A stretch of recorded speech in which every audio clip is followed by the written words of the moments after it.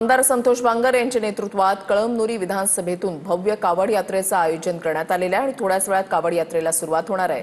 संध्याकाळी 4 वाजता उपमुख्यमंत्री एकनाथ शिंदे सुद्धा कावड यात्रेमध्ये सहभागी होतील। 18 किलोमीटर पैदल ही शोभायात्रा तुम्हाला सांगतो की कळमनुरीच्या दिशेने दिसणार आहे।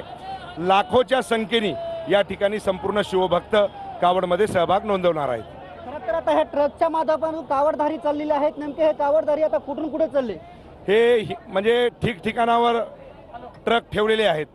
या वाहनाने जायचं आणि कळमनुरी चिंचाळेश्वर महादेवावरती यांना सोडायचं, त्या ठिकाणाहून जलाभिषेक करायचा आणि ही कावड यात्रा ओम कयादू महादेव मंदिरावरती घेऊन यायची। या वर्षीचं कितवं वर्ष आहे आणि मुख्यमंत्री एकनाथ शिंदे यांची किती वाजता उपस्थिती कावडमध्ये होणार आहे? या वर्षीचं हे 10वं वर्ष आहे।